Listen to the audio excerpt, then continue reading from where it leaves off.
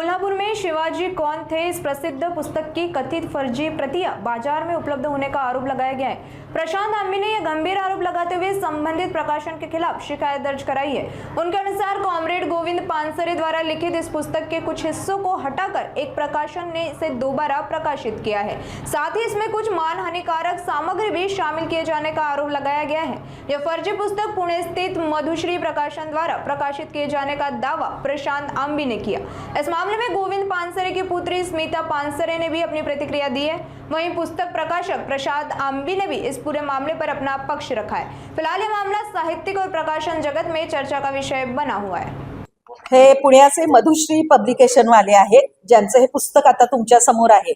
Madhushree publication वाले शरद आष्टेकर आहेत हे, त्यांनी केलेलं आहे। सध्या आमच्याकडे मराठीचंच, कारण मराठीचंच वाचन आम्ही केलंय। लक्षात जेव्हा आलं तेव्हा आम्ही चेक केलेलं आहे। अजून इंग्रजी किंवा मल्याळी, तमिळ, गुजराती ह्या ज्या भाषांमध्ये झालेलं आहे त्याच्यामध्ये काही बदल लोकांनी केलेले आहेत का हे अजून तपासलं गेलेलं नाहीये। त्या लोकांनी ज्यांनी ट्रान्सलेशन केलेलं आहे त्या लोकांना ते कळवण्यात आलेलं आहे की तुम्ही सुद्धा बघा, कारण छापायचा परवाना जर दिला असेल तर असा खोडसाळपणा केला जाण्याची शक्यता आहे सर्व भाषांमध्ये। काही दिवसांमध्येच आपल्याला ते कळेल की इतर भाषांमध्ये झालंय का। सध्या आमच्याकडे मराठी भाषेमध्ये झालेला खोडसाळपणा लक्षात आलेला आहे आणि त्यावरती कार्यवाही करायचा निर्णय आम्ही घेतलेला आहे।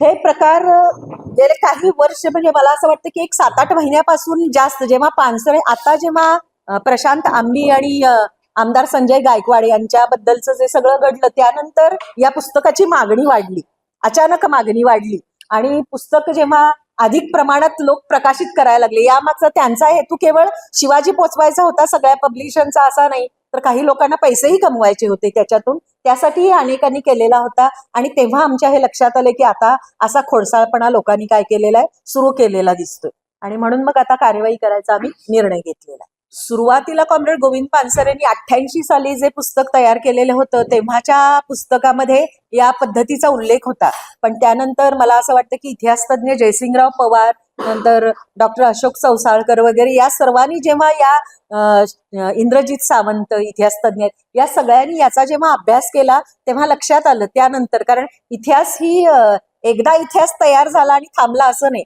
ती वाहती प्रवृत्ती आहे। सातत्यानं त्याच्यामध्ये संशोधन होत असतं, बदल होत असतात, नव्यानं काही कळत असतं। त्यामुळे जेव्हा ते कळालं त्यानंतर त्याच्यामध्ये सांगून बदल केलेले आहेत आणि अगोदरच्या ज्या त्यांच्या छापलेल्या आवृत्त्या होत्या त्या आवृत्त्या बॅन केल्या होत्या त्यांनी स्वतःच, आणि त्यानंतर बदल करून ती आवृत्ती छापली होती।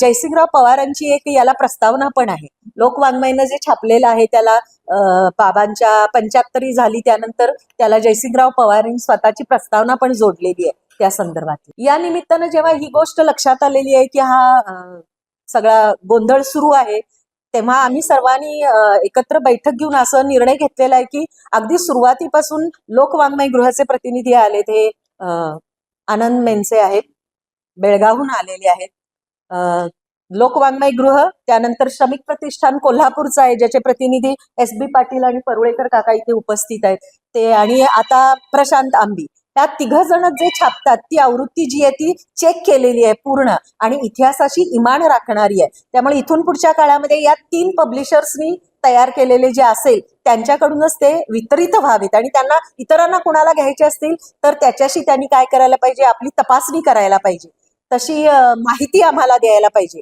आणि कॉपीराईट आईकडे असल्यामुळे आईकडे तशी परवानगी त्यांनी मागायला पाहिजे। परवानगी मागणं आणि आपली कॉपी जी आहे ती कॉपी तपासून घेणं, अशा 2 गोष्टी केल्या तर इतर कुणाला ती छापण्याची त्यानंतर काय दिली जाईल, परवानगी दिली जाईल। तोपर्यंत हे 3 जे आहेत त्यांनीच ते पब्लिश करावं अशी आम्ही ठरवलेलं आहे।